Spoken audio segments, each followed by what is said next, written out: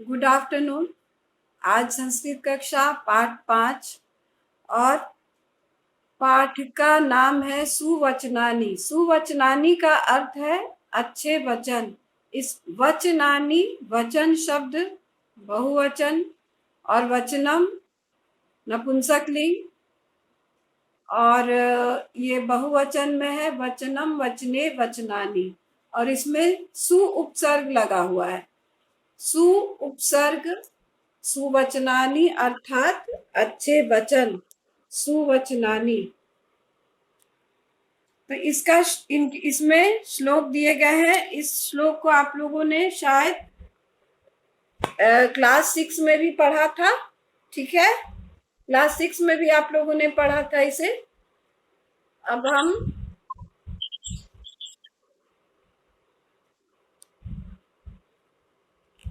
सुवचनानी पाठ पढ़ेंगे।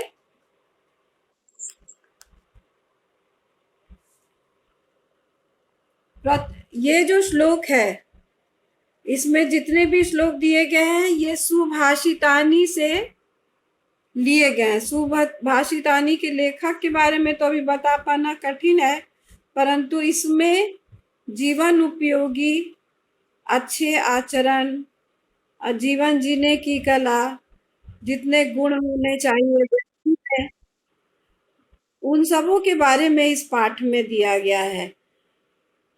व्यवहारिक जीवन, आचरण, वर्च्यूज मतलब अच्छे गुण, कैसे कौन कौन से अच्छे गुण है, किस चीज से हमें सचेत रहना चाहिए, हमें कैसा कार्य करना चाहिए, कैसे हमें समाज में रहना चाहिए, उन सबों के बारे में इसमें बताया गया है।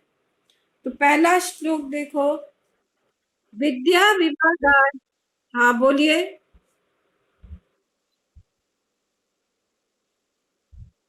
पेज नंबर देखिए, 37 है पेज नंबर और पेज 60 है। सुवचनानी पंचमः पाठः। पहला श्लोक है, विद्या विवादाय धनम मदाय शक्ति परेशान परिपीडनाय खलस्य साधो विपरीतमेत ज्ञानाय ध्यानाय च रक्षणाय। तो यहाँ पर दो, हमारे समाज में कई प्रकार के लोग होते हैं। कुछ अच्छे लोग होते हैं, कुछ बुरे लोग होते हैं। तो यहाँ पर दो लोगों के बारे में, दो वर्ग के बारे में बताया गया है, दो कैटेगरी, अच्छे सज्जन और दुर्जन। सज्जन और दुर्जन के बारे में बताया गया है। तो सज्जन और दुर्जन, इन सबों के पास जब तीन मुख्य चीजें आती हैं तो वो किस तरह का व्यवहार करते हैं वह इस श्लोक में दिया गया है। तो देखो, विद्या विवादाय धनम मदाय शक्ति परेशान परिपीडनाय। तो खलस्य, तो खल अर्थात दुर्जन व्यक्ति। खलस्य मतलब दुर्जन का, जैसे नायक हुआ उसमें खल लगा दिए तो खल नायक हो गया, है ना। खलनायक माने विलेन, जो किसी भी कहानी या कथा में या पिक्चर मूवी इत्यादि में नायक होता है और खलनायक होता है। तो खल मतलब दुर्जन। तो दुर्जन के पास जब तीन चीजें होती हैं। हाँ बोलिए, क्या बात है। दुर्जन के पास जब विद्या होती है तो वह किस लिए होती है? विवाद के लिए होती है, बहस करने के लिए होती है। ये श्लोक कहाँ से लिया गया है? सुभाषितानी संग्रह से लिया गया है। सुभाषितानी मतलब जो सबके लिए अच्छा हो, अच्छे वचन। तो खल की अर्थात दुर्जन के पास जब तीन चीजें आती हैं, देखो यह एक दुर्जन व्यक्ति है, तो दुर्जन की, खलस्य दुर्जन की विद्या विवाद के लिए, दुर्जन की विद्या विवाद के लिए। धनम मदाय, मद मतलब अहंकार, धनम मदाय अर्थात अहंकार, धन अहंकार के लिए। शक्ति शक्ति मतलब ताकत, परेशान परिपीडनाय दूसरों की पीड़ा देने के लिए होती है। तो खल की अर्थात दुर्जन की विद्या विवाद के लिए होती है। धन मद मतलब अहंकार, धन अहंकार के लिए होता है। शक्ति परेशान मतलब दूसरों को पीड़ा देने के लिए होती है। ठीक है। खल मतलब दुर्जन। साधोर विपरीतम एतत्, साधोह जोड़ विपरीतम जोड़ एतत्, साधु इसके विपरीत होते हैं। समझ गए? साधु अर्थात सज्जन व्यक्ति, साधु इसके विपरीत होते हैं, खल के विपरीत होते हैं। खल मतलब दुर्जन व्यक्ति के, खल इसके विपरीत होते हैं। सॉरी, साधु इसके विपरीत होते हैं, किसके? दुर्जन के। साधु विपरीतम एतत्, साधु इसके विपरीत होते हैं। उनकी विद्या जो है, उनकी विद्या किसके लिए होती है? ज्ञान के लिए होती है। उनका धन किसके लिए होता है? दान के लिए होता है। और उनकी शक्ति किसके लिए होती है? रक्षा के लिए होती है। उनकी शक्ति रक्षा के लिए होती है।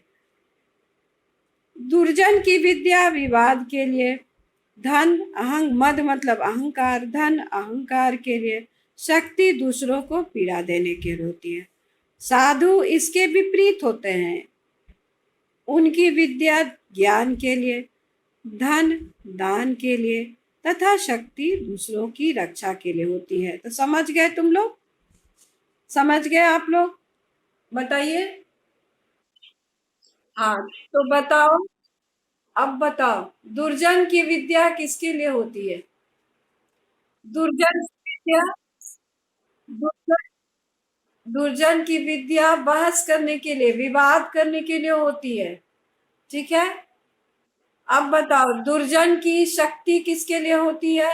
दुर्जन की शक्ति किसके लिए होती है?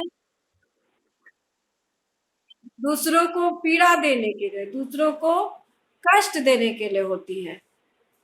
और दुर्जन का धन किस लिए होता है? अहंकार के लिए। मद मतलब अहंकार, दूसरों को अहंकार के लिए होता है। ठीक है। अब इसके विपरीत साधुओं की विद्या किस लिए होती है? साधुओं की विद्या किस लिए होती है? साधुओं की विद्या ज्ञान के लिए होती है, ज्ञान वर्धन के लिए होती है। और साधुओं का धन किस लिए होता है? दान के लिए होता है। साधुओं का धन दान के लिए होता है। उसके बाद एक और चीज है, साधुओं की शक्ति किसके लिए होती है? साधुओं की शक्ति किसके लिए होती है? साधुओं की शक्ति रक्षा के लिए होती है, दूसरों की रक्षा के लिए होती है। आप समझ गए ये श्लोक में? अच्छा, अब बताओ, विवादाय में कौन सी विभक्ति लगी है? विवादाय में कौन सी विभक्ति लगी है? चतुर्थी। मदाय में कौन सी विभक्ति लगी है? चतुर्थी। परिपीडनाय में कौन सी विभक्ति लगी है? चतुर्थी। ठीक है। खलस्य में षष्ठी, साधोह में षष्ठी, साधो विपरीत, यहाँ पे संधि हुआ है। ज्ञानाय में चतुर्थी, दानाय में चतुर्थी और रक्षणाय में चतुर्थी। अब देखो अन्वय देखें। अर्थ के अनुसार जब शब्द को क्रम में लगाया जाता है तो उसे अन्वय कहते हैं। अनु जोड़ अया अन्वय।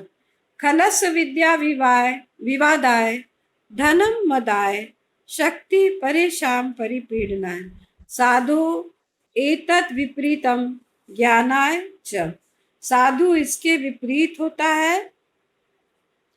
साधुओं की विद्या ज्ञान के लिए होती है। अब देखो, यदि दुष्टानां समीपे विद्या भवति तर्हि ते अस्याः उपयोगं विवादस्य कलहस्य कृते कुर्वन्ति। यदि दुष्टों के पास विद्या होती है तो ये उसका प्रयोग किस लिए करते हैं? विवाद के लिए करते हैं, कलह के लिए करते हैं। अभी और धनम प्राप्यते, धन प्राप्त करके वे अभिमान करते हैं, अभिमानम कुर्वन्ते, अभिमान करते हैं। शक्ति का उपयोग वो दूसरों को दुख देने के लिए करते हैं। परंतु यदि सज्जनानां समीपे विद्या धनं शक्ति च भवन्ति तदा ते एतेषाम् उपयोगं ज्ञानस्य कृते दानस्य कृते अन्येषां च रक्षणाय कुर्वन्ति। तो यह तात्पर्य है, एक बार हम इसका अर्थ फिर से बता दें मुख्य रूप से, कि इसका अर्थ हम बता देते हैं कि दुर्जनों की विद्या विवाद के लिए, धन अहंकार के लिए और शक्ति दूसरों की को पीड़ा पहुंचाने के लिए होती है। इसके विपरीत साधुओं की विद्या ज्ञान के लिए, धन दान के लिए तथा शक्ति दूसरों की रक्षा के लिए होती है। अब हम दूसरे श्लोक पर आए। देखो यहाँ पे शब्दार्थ भी दिए गए हैं।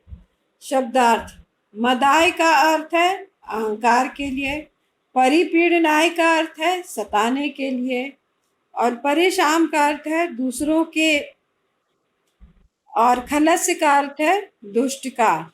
ठीक है। अब देखो, प्लीज तुम लोग इस श्लोक को एक बार पढ़ो। तो इस श्लोक को एक बार पढ़ो, इस श्लोक को एक बार पढ़ो।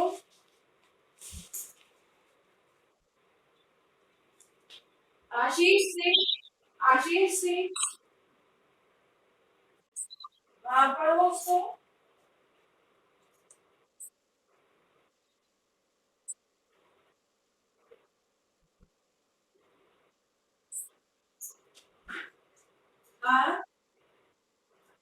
अयं निजः परो वेति गणना लघु चेतसाम् उदारचरितानां तु वसुधैव कुटुम्बकम्।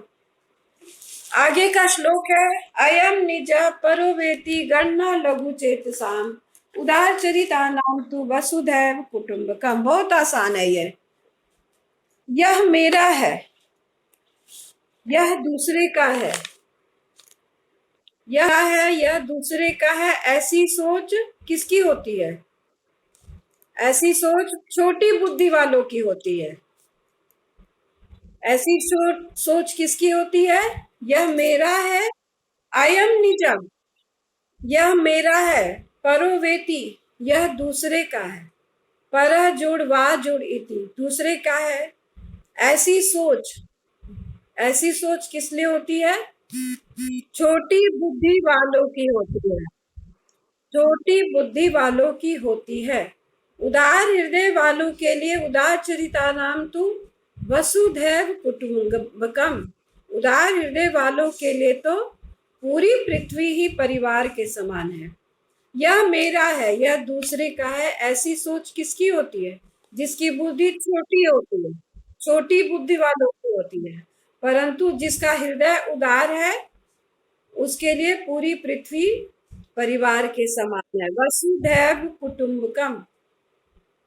ठीक है। तो इसके लिए देखो, अयम निजा मतलब यह मेरा है, परह वा इति, यह दूसरे का है। ऐसी सोच किसकी होती है? ऐसी सोच छोटी बुद्धि वालों की होती है। उदार हृदय वालों के लिए तो पूरी पृथ्वी परिवार के समान है। अयम निज परोवेति गणना लघु चेतसाम उदार चरिता नाम तु वसुधैव कुटुम्बकम। उदार चरिता नाम शब्द में यहाँ षष्ठी विभक्ति बहुवचन, वसुधैव में वसुधा जोड़ एव, वसुधैव यहाँ पे वृद्धि संधि है। परो वेति का परह जोड़ वा जोड़ इति, वेति, वेति में गुण संधि है। अ अथवा आ के बाद ई आए तो ए होता है, तो वा जोड़ इति बात पर में यहाँ पे विसर्ग संधि है। पर जोड़ वा जोड़ इति। लघु चेतसाम में भी षष्ठी विभक्ति बहुवचन और उदार चरिता नाम में भी षष्ठी विभक्ति बहुवचन। तू किस प्रकार का शब्द है? तू अव्यय पद है। वसुधैव में वसुधा जोड़ एव, वसुधैव, ये हो गया वृद्धि संधि। अब देखें हम लोग, यह मेरे, अब आगे देखें हम लोग, इसका अर्थ तुम लोग समझ गए? आप लोग समझ गए इसका अर्थ? इसका अर्थ आप लोग समझ गए? अच्छा, कोई बोलेगा इसका अर्थ? इस श्लोक का अर्थ बताए। हाँ बोलो आशीष।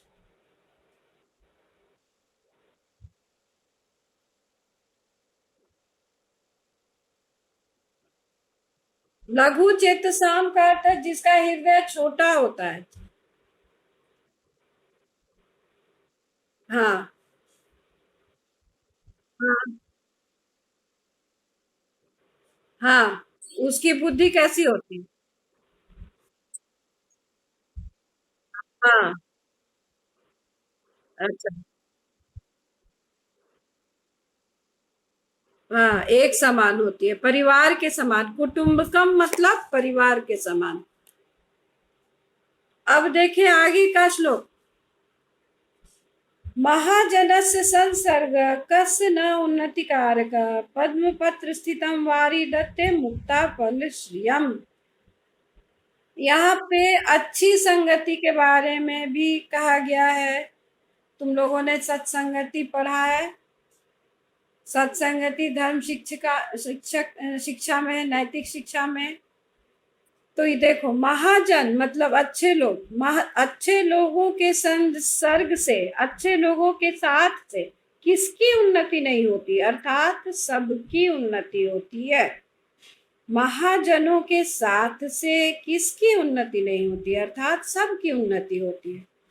ठीक उसी प्रकार जिस प्रकार पद्म पर अर्थात कमल के पत्ते पर स्थित, पद्म मतलब कमल, कमल के पत्ते पर स्थित जल, वारी मतलब जल, जब धारण करता है, जब कमल के पत्ते पर जल धारण करता है, स्थित रहता है, तब वह किसके समान चमकता है, मुक्ता फल श्रियम, तब वह मोती के समान चमकता है।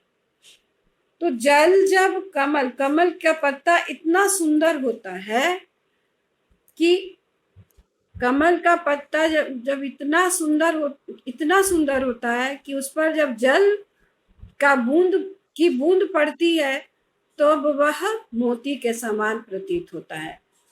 ठीक उसी प्रकार महाजनों के संसर्ग में सबों की उन्नति होती है।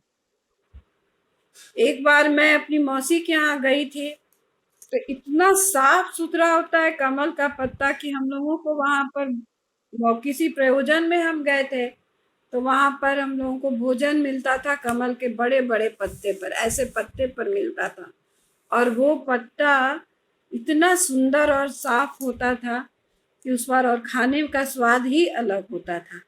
तो महाजनों के संसर्ग से किसकी उन्नति नहीं होती, अर्थात सबकी उन्नति होती है। जिस प्रकार कमल के पत्ते पर स्थित जल मोती के समान प्रतीत होता है। तो समझ गए आप लोग? पद्म पत्र स्थितम वारी धत्ते मुक्ता फल श्रियम, पद्म पत्र स्थितम वारी धत्ते मुक्ता फल श्रियम। मुक्ता फल मतलब मोती के समान, श्रियम मतलब चमकता है। देखो अब यहाँ पर हम लोग अन्वय पढ़ें, महाजनस्य संसर्ग कस्य न उन्नति कारक, कस्य उन्नति कारक न, अर्थात किसकी उन्नति नहीं होती, अर्थात सबकी उन्नति होती है। पद्म पत्रे स्थितम वारी, पद्म पत्र पे स्थित वारी, वारी मतलब जल, मुक्ता फल श्रियम धत्ते, मुक्ता फल के समान धारण करता है, धत्ते मतलब धारण करता है, मुक्ति मोती के समान धारण करता है। वह जल जो होता है वो लगता है जैसे कि मोती है। देखो यहाँ पर ये जल का बूंद बिल्कुल मोती के समान लग रहा है। अब देखो, सज्जनानां मित्रता सर्वेषां जनानां उन्नतिम करोति, सज्जनों की मित्रता सबों की उन्नति करती है, सभी लोगों की उन्नति करती है। यथा कमल पत्रे स्थितम जलम मौक्तिकस्य रूपम धारति, जिस प्रकार से कमल के पत्ते पर स्थित जल मोती का रूप धारण करता है। तथैव सज्जन पुरुषाणां मित्रतया दुष्ट जना अपि सज्जना भवन्ति। उसी प्रकार सज्जन पुरुषों की मित्रता से दुष्ट जन भी सज्जन हो जाते हैं। तो क्या होता है, जो अच्छे लोगों के साथ जो दुष्ट जन भी होते हैं वे भी सज्जन बन जाते हैं। निज मतलब अपना, लघु चेतसाम मतलब छोटे हृदय वाले की, नैरो माइंडेड के, उदार चरिता नाम विशाल हृदय वालों के, संसर्ग संगति वारी जल धत्ते धारण करता है। अब हम आगे देखें।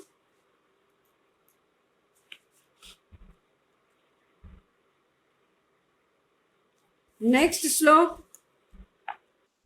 को भारत समर्था नाम किम दूरम व्यवसायी नाम को विदेश सविद्या नाम क पर प्रियवादिनम। समर्थों के लिए क्या भारी, अर्थात कुछ भी भारी नहीं। समर्थों के लिए, समर्थों के वास्ते क्या भारी, कोई कुछ भी भारी नहीं। समर्था नाम को भार, किम दूरम व्यवसायी नाम जो व्यवसायी है अर्थात जो व्यापारी हैं उनके लिए कोई भी स्थान दूर नहीं। जो व्यापार करने वाले होते हैं वे, उनके लिए कोई भी स्थान दूर। आ समर्था नाम, समर्थ मतलब जो सशक्त है, जो कोई भी कार्य करने में सक्षम है, जो कोई भी कार्य कर सकते, या शक्तिशाली। यहाँ पर शारीरिक शक्ति भी कर सकते हो, या धन से जो बलशाली है, जो ज्ञान से बलशाली है, मतलब वो किसी न किसी प्रकार से समर्थ है। उनके लिए कोई भी काम भारी नहीं है, कुछ भी भारी नहीं है। यदि वह शरीर से बल चाहे तो वो को भार समर्था नाम, जो समर्थ है उनके लिए कुछ भी भारी नहीं है।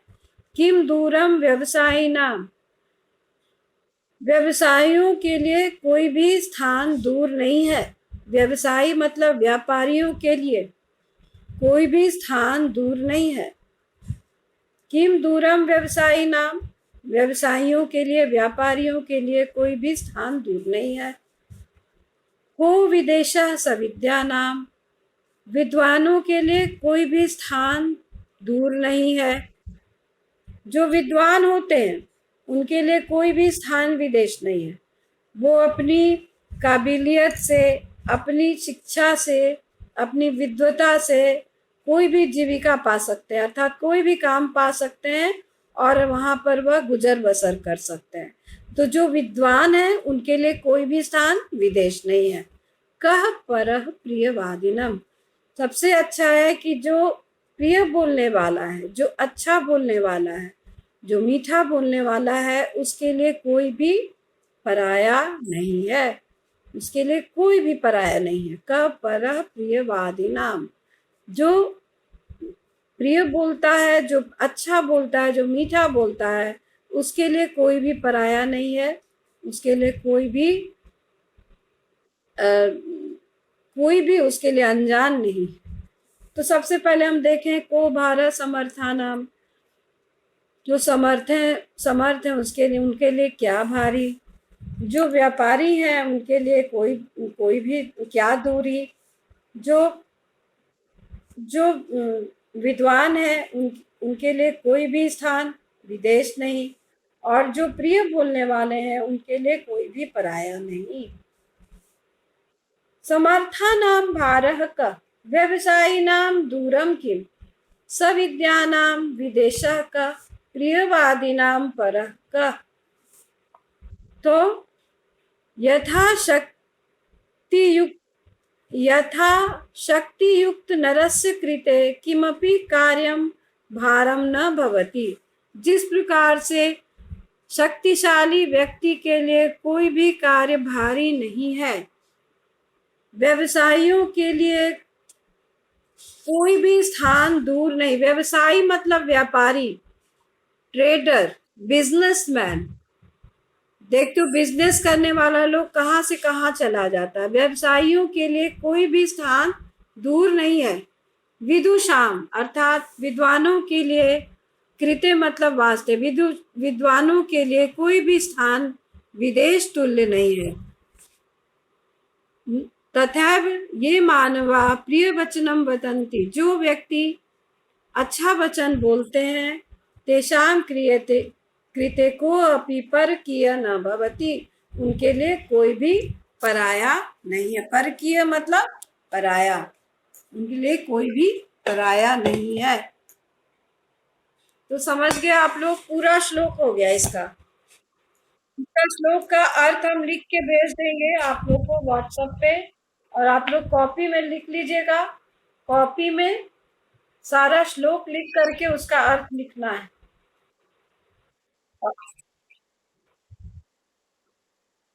पाठ 4 उसका अनुवाद, पाठ 4 का अनुवाद।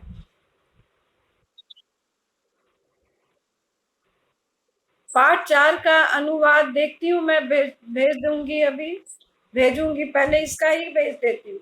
ये अधिक आवश्यक है। प्रत्येक श्लोक का अर्थ जानना अति आवश्यक है।